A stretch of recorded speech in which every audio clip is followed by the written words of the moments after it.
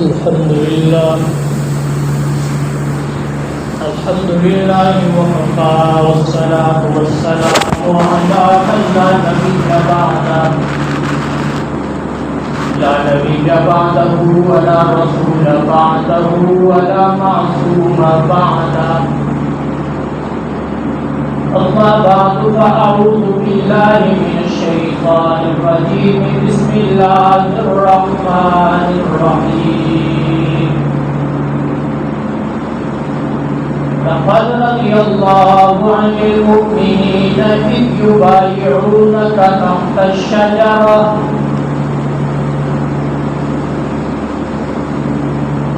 وعلم ما في قلوبهم فأنزل السكينة عليهم وأثابهم فتحا قريبا.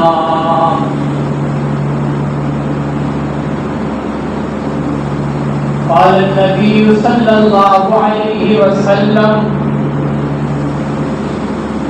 لكل نبي رفيق ورفيقي في الجنة عثمان،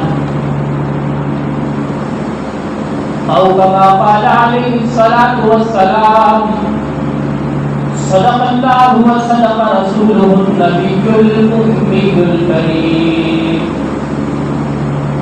ونحن على ذلك لمن الشاهدين والشاكرين والحمد لله رب العالمين. درود پاک اللهم صل على سيدنا محمد.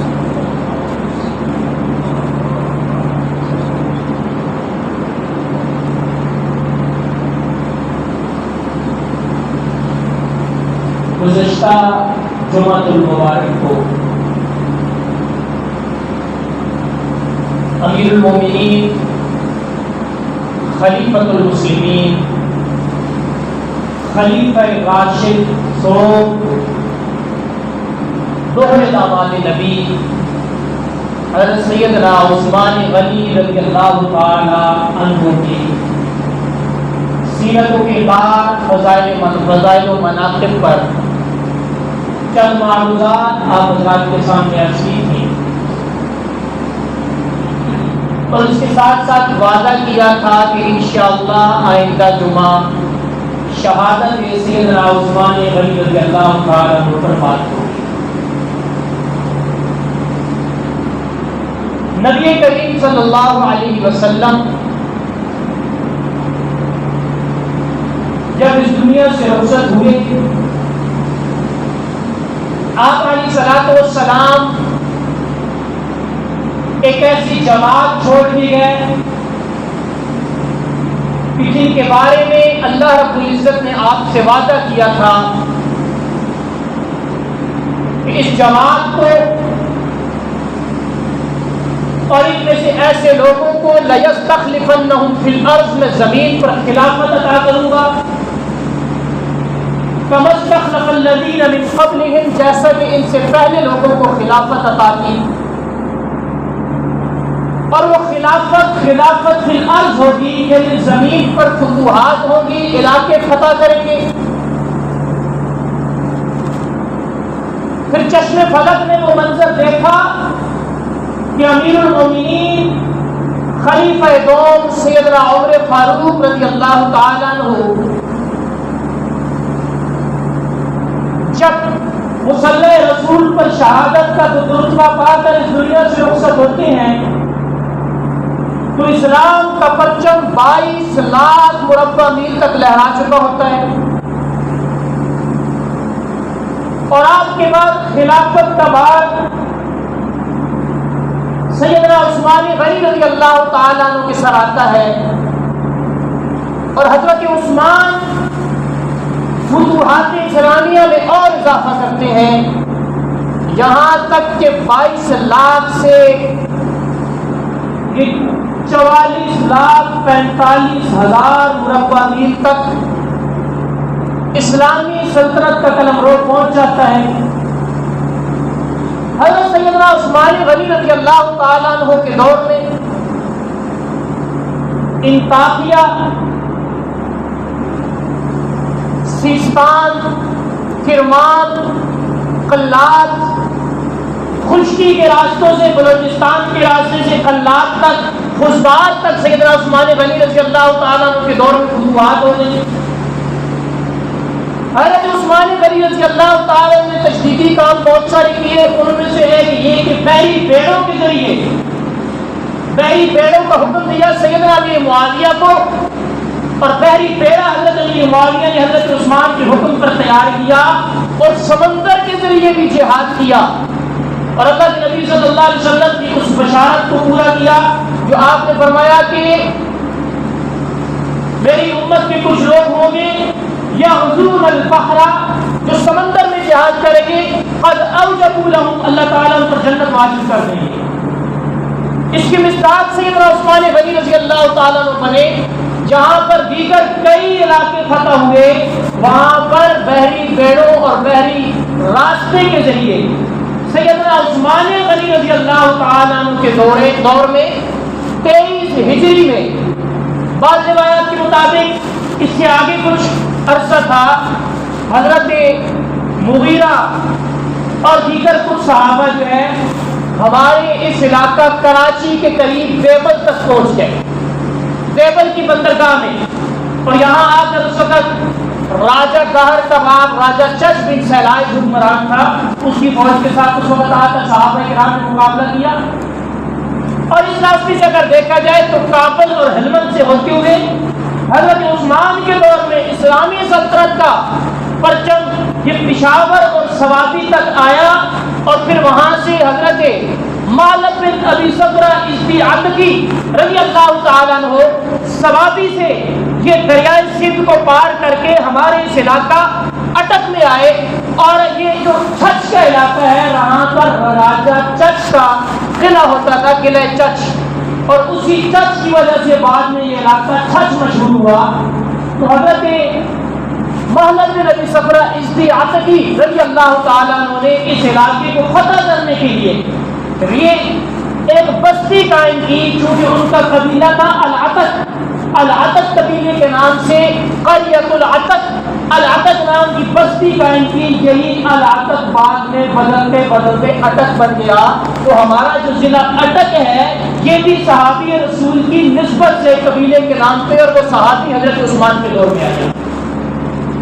اتنی فتوحات پھیل گئی، اب یہودیوں نے دیکھا کہ مسلمان ایک وقت تو وہ تھا کہ اپنے شہر اپنے آبائی علاقے مکہ سے نکل رہے تھے، اور آج فتوحات یہ ہو کر کہ آدھی دنیا سے زیادہ حکمرانی مسلمانوں کی، اور اگر تھوڑا عرصہ اور گزر گیا تو یہ تو پوری دنیا پہ حکمران بن جائیں گے۔ اس لیے یہودیوں نے سوچا کہ ہم ان کے ساتھ لڑائی نہیں کر سکتے، ہم ان کے ساتھ جنگوں کا مقابلہ نہیں کر سکتے، لہٰذا ہمیں سازش کا راستہ اپنانا پڑے گا۔ تو یہودیوں کا اس وقت کا لیڈر تھا عبداللہ بن سبا۔ عبداللہ بن سبا نے لوگوں کو تیار کیا، مشورہ کیا کہ ان کے ساتھ لڑائی نہیں کی جا سکتی، اور کوئی پلاننگ کرنی پڑے گی، کوئی سازش کرنی پڑے گی، کوئی منصوبہ بنانا پڑے گا۔ اور اللہ کا کرنا یہ ہے اتفاقی طور پر کہ جتنے بھی فتنے ہیں، روافض کی بنیاد بھی یہودیوں سے ہوئی، خوارج کی بنیاد بھی یہودیوں سے ہوئی، بلکہ محققین علماء نے لکھا کہ اللہ کے نبی صلی اللہ علیہ وسلم نے جو فرمایا کہ میری امت میں 72 فرقے ہوں گے، 72 ان میں سے کلہم فی النار، سارے کے سارے جو ہے وہ جہنمی ہوں گے، الا واحدۃ، ایک جو ہے وہ ناجی ہوگا، جنت میں جانے والا ہوگا۔ صحابہ نے پوچھا من قیل من نجا، وہ نجات پانے والا کون ہوگا؟ فرمایا ما انا وعلیہ واصحابی، جو میرے طریقے پر اور میرے صحابہ کے طریقے پر ہوگا وہ جنت میں جانے والا، نجات پانے والا ہوگا، باقی سارے جہنمی ہوں گے۔ اور علماء نے محققین نے تحقیق کر کے لکھا ہے کہ یہ جو 72 فرقے جہنمی ہیں، یہ جو 72 فرقے جہنم میں جانے والے اور نجات نہ پانے والے ہیں، جو اس میں معتزلہ کے فرقے ہیں، اس میں قدریہ کے فرقے ہیں، اس میں روافض کے فرقے ہیں، اس میں خوارج کے فرقے ہیں، اس میں کرامیہ ہے، مشبہہ ہے، یہ جتنے فرقے گزرے ہیں ان سب کی بنیاد یہودیوں میں رکھی ہے۔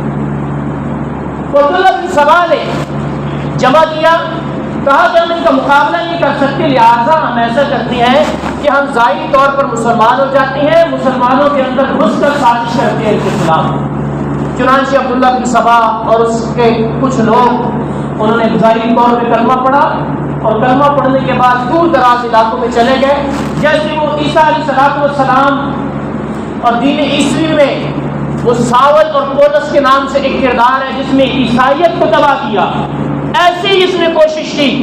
ایک دور دراز علاقے میں چلا گیا، وہاں پہ جا کے اس نے محنت شروع کر دی. اب جو سادہ لوگ مسلمان تھے انہوں نے جب ان کی نمازیں دیکھی، انہوں نے جب ان کے جو ہے روزے دیکھے، ان کی ظاہری عبادات دیکھی، انہوں نے سمجھا یہ تو پکے مسلمان ہیں. اب انہوں نے سازش شروع کر دی. سب سے پہلا نعرہ جو لگایا وہ محبت اہل بیت کا نام لیا.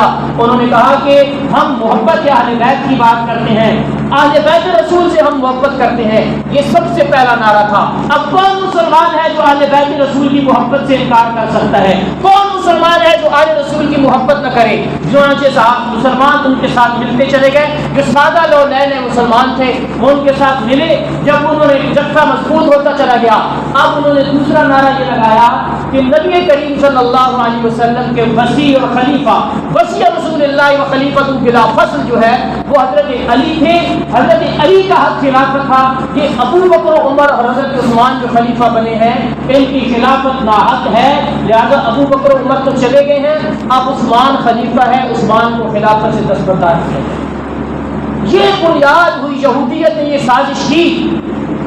اور پھر عبداللہ بن سبا نے کرتے کرتے یہاں تک کہ 900 افراد اس کے ساتھ تیار ہو گئے. پھر بعد میں اس نے عقائد جو گھڑے کہ حضرت علی کی الوہیت کا قائل ہو گیا اور خود دعوی نبوت کیا، اور اس ملعون کو حضرت علی رضی اللہ تعالیٰ نے جلا دیا تھا، آگ میں جلوا دیا تھا. لیکن حضرت عثمان غنی رضی اللہ تعالیٰ کے خلاف اس نے 900 افراد بلوائیوں کے تیار کیے اور یہ کہا کہ خلافت حضرت علی کا حق ہے. ان کو حضرت علی نے بھی سمجھایا کہ ایسا نہ کرو، لیکن یہ بات نہیں آئے. یہاں تک کہ حج کا موسم آیا، ذی الحج کا مہینہ 35 ہجری، صحابہ کرام حج پہ چلے گئے زیادہ. حضرت عثمان غنی رضی اللہ تعالیٰ عنہ مسجد نبوی کے ممبر پہ تشریف فرما ہوئے خطبہ ارشاد فرمانے کے لیے. تو یہاں تک کہ حضرت عثمان غنی رضی اللہ تعالیٰ عنہ جب عصا لے کر کھڑے ہوئے خطبہ دینے کے لیے تو ایک بلوائی اٹھا، اس نے کہا ہم آپ کو خطبہ نہیں دینے دیں گے. حضرت عثمان غنی رضی اللہ تعالیٰ نے فرمایا کہ یہ مسجد نبوی ہے، یہاں تو سرتافی اور ذرا سا اونچا بولنا بھی منع ہے اور تم نے شور و غل شروع کر دیا ہے. یہاں تک کہ وہ پوری سازش کے ساتھ بیٹھے ہوئے تھے. پوری مسجد نبوی سے آوازیں بلند ہونا دائیں بائیں سے شروع ہو گئی، یہاں تک کہ حضرت عثمان کے ہاتھ سے وہ عصا، جس عصا کو اللہ کے نبی صلی اللہ علیہ وسلم ہاتھ میں رکھ کے خطبہ دیا کرتے تھے، جس عصا کو حضرت ابو بکر عمر رضی اللہ تعالیٰ عنہ ہاتھ میں رکھتے تھے، حضرت عثمان رضی اللہ تعالیٰ عنہ کے ہاتھ سے وہ لیا، اس کو توڑا. حضرت عثمان کو کھینچ کر ممبر سے اتارا اور بلوائیوں نے حضرت عثمان پر حملہ کر دیا. پتھر وہ ساتھ لے کر آئے ہوئے تھے، مسجد نبوی میں پتھراؤ شروع کر دیا. حضرت عثمان زخمی ہو کر گرے، بے ہوش ہو گئے. چند صحابہ کرام اس وقت مدینہ کے اندر موجود تھے، انہوں نے اٹھایا، حضرت عثمان کو گھر لے گئے. اب انہوں نے حضرت عثمان کے گھر کا محاصرہ کر لیا، بلوائیوں نے ہر طرف سے محاصرہ کر لیا. حضرت عثمان غنی رضی اللہ تعالیٰ عنہ ہو کر باہر سے راشن اور پانی بند کر دیا. یہاں تک کہ روایات میں آتا ہے کہ 40 دن تک حضرت سیدنا عثمان غنی رضی اللہ تعالیٰ عنہ پر پانی بند رہا. یہ بھی تاریخ اسلام ہے. بہت سارے واقعات ہوتے ہیں اور کسی ایک واقعے اور ایک شہادت کی بنا پر پورے پورے مذاہب کھڑے ہیں، اور ہمارے مسلمانوں کو تاریخ کا پتہ ہی نہیں ہے کہ اسلام کے اندر کتنی شہادتیں ہوئی ہیں اور اسلام کے اندر کس طرح جو ہے مظلومانہ شہادتیں ہوئی ہیں. یہ ساری چیزوں کا علم نہیں ہے اور خلفائے راشدین کی سیرت کا علم نہیں ہے. کسی اور طرف سے کوئی آواز آتی ہے، وہ سچی ہو یا جھوٹی ہو، بغیر تحقیق کا ہم تسلیم کرتے ہیں. اس کو ہم نے پڑھنا کوئی نہیں، مطالعہ کرنا کوئی نہیں، اور نہ ہی علماء کی مجلس میں بیٹھنا ہے، علماء کے پاس جانا ہے کہ کہیں سے یہ باتیں ہمیں مل جائیں. حضرت عثمان غنی رضی اللہ تعالیٰ پر 40 دن تک پانی بند رہا. حضرت عثمان غنی رضی اللہ تعالیٰ کے پاس حضرت علی، حضرت زبیر اور دیگر چند صحابہ آئے. حضرت زبیر بن مطعم رضی اللہ تعالیٰ انہوں نے کہا آپ تو امیر المومنین ہیں، آپ کے پاس تو خلافت ہے، یہ 900 بلوائی کیا کر سکتے ہیں؟ آپ حکم دیں، ان کی بوٹی بھی نہیں ملے گی مدینے کے اندر. حضرت عثمان غنی رضی اللہ تعالیٰ نے فرمایا کہ مجھے اللہ کے نبی صلی اللہ علیہ وسلم نے فرمایا تھا عثمان قریب کو وقت آئے گا کہ تم آزمائے جاؤ گے، تم امتحان میں مبتلا کیے جاؤ گے، ایسی صورت میں میرے مدینے کے اندر قتال نہ کرنا. فرمایا کہ میں اللہ کے نبی صلی اللہ علیہ وسلم کے مدینے کی حرمت کو پامال نہیں کرنا چاہتا اور بلوائیوں کے غلیظ خون سے اللہ کے نبی صلی اللہ علیہ وسلم کے شہر کو گندہ نہیں کرنا چاہتا۔ چنانچہ حضرت علی رضی اللہ تعالیٰ عنہ نے سیدنا حسنین کریمین رضی اللہ تعالیٰ عنہما کو حکم دیا کہ حضرت عثمان کے دروازے پر پہرا دو۔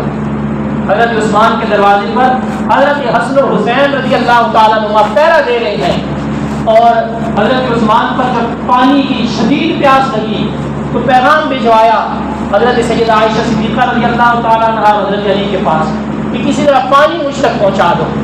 حضرت علی رضی اللہ تعالیٰ عنہ نے خود پانی کا مشکیزہ اٹھایا، حضرت عثمان کے پاس جا رہے تھے کہ بلوائیوں نے دیکھا تو راستے میں تیر مارے۔ اب وہ جو نام وہ حضرت علی کی محبت کا لے کر آئے تھے، نام حضرت علی کے حق کا لے کر آئے تھے، آج علی کی اطاعت تو یہ تھی کہ علی عثمان کو پانی پلانے جا رہے ہیں، ان کی اطاعت کرتے، لیکن چونکہ مقصد ان کا محبت علی نہیں تھا، تیر مارے، مشیزہ خالی ہو گیا، پھٹ گیا، پانی گر گیا۔ حضرت علی نے اپنا امامہ مبارک جو ہے اٹھا کر حضرت عثمان کے گھر میں پھینک دیا تاکہ حضرت عثمان کو پتہ چل جائے کہ آپ کے بھائی علی نے اپنی طرف سے کوشش کی ہے لیکن کامیاب نہیں ہو سکی۔ دروازے پر حضرت عثمان اور حضرت حسن و حسین رضی اللہ تعالیٰ عنہ پہرا دے رہے ہیں۔ ایک دن حضرت عثمان رضی اللہ تعالیٰ عنہ دیوار پہ چڑھے، بلوائیوں کو کہا قریب قریب آ جاؤ، وہ قریب آئے۔ حضرت عثمان فرماتے ہیں کیا یہ سچ نہیں ہے کہ جب مدینہ کے اندر مسلمانوں کو پانی نہیں ملتا تھا تو اس وقت بیر رومہ کس نے خریدا تھا؟ انہوں نے کہا واللہ اللہ کی قسم آپ نے خریدا تھا۔ کیا یہ سچ نہیں ہے کہ جب غزوہ تبوک میں مال و اسباب نہیں تھے مسلمانوں کے پاس، اس وقت 90 گھوڑے ماس، 90 اونٹ ماس، ساز و سامان کے اور 2 کلو سونا کس نے دیا تھا؟ انہوں نے کہا واللہ اللہ کی قسم آپ نے دیا تھا۔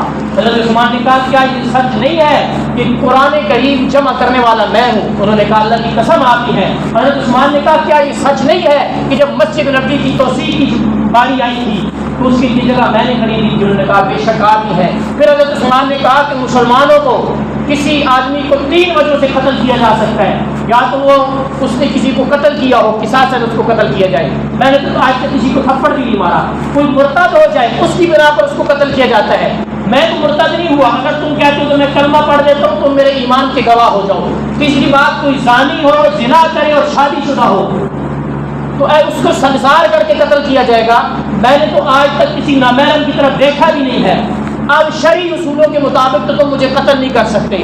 باقیوں نے کہا آپ کی بات ٹھیک ہے لیکن ہم آپ کو قتل کریں گے۔ چنانچہ حضرت حسن و حسین رضی اللہ تعالیٰ عنہ آپ دروازے کی پہرا دے رہے ہیں، جمعے کا دن ہے، 18 ذی الحج ہے، حضرت عثمان غنی رضی اللہ، یہ وہ دن تھا تاریخ کا سیاہ ترین دن جب مسجد نبوی کے اندر جمعے کا خطبہ نہیں ہوا۔ حضرت عثمان رضی اللہ تعالیٰ عصر کی نماز سے پہلے تھوڑا قیلولہ کیا، اٹھے تو اپنی اہلیہ سیدہ لائلہ سے فرمانے لگے میرا جو نیا کرتا پڑا ہوا ہے جسے پہن کر میں خطبہ دیتا ہوں وہ لے آؤ ذرا، میں وہ پہنتا ہوں۔ ابھی خواب میں نے دیکھا ہے اللہ کے نبی صلی اللہ علیہ وسلم سیدنا ابو بکر عمر رضی اللہ تعالیٰ عنہ کے ساتھ جنت میں تشریف فرما ہے اور فرما رہے ہیں عثمان آج انشاءاللہ جو ہے ہم باری اکٹھی کریں گے، ہم آپ کا انتظار کر رہے ہیں، یقیناً شہادت کا وقت آ گیا ہے۔ حضرت عثمان رضی اللہ عنہ قرآن کریم کی تلاوت کرنے لگے، بلوائی دروازے سے نہیں آئے دیوار کھلان کے آئے، روئی کی سلاخ حضرت عثمان کے سر پہ ماری، تلوار تھی ایک کے ہاتھ میں، بلچی تھی، اسے پھرایا، سیدہ نائلہ نے روکنے کی کوشش کی، ان کی انگلیاں کٹ گئیں۔ اس طرح سیدنا عثمان غنی رضی اللہ عنہ کی شہادت ہوئی۔ قرآن کریم کی تلاوت کر رہے تھے، الفاظ فَسَيَكْفِيكَهُمُ اللَّهُ، یہ الفاظ تھے سورہ بقرہ کے، ان کے اوپر حضرت عثمان غنی رضی اللہ عنہ کو خون گرا۔ علماء کہتے ہیں کہ قیامت کے دن کسی کے خون کی گواہی تلوار دے گی، کسی کی شہادت کی گواہی گھوڑا دے گا، کسی کی شہادت کی گواہی جو ہے وہ میدان جنگ دے گا۔ عثمان وہ شہید ہے جس کی شہادت کی گواہی رب کا قرآن ہے۔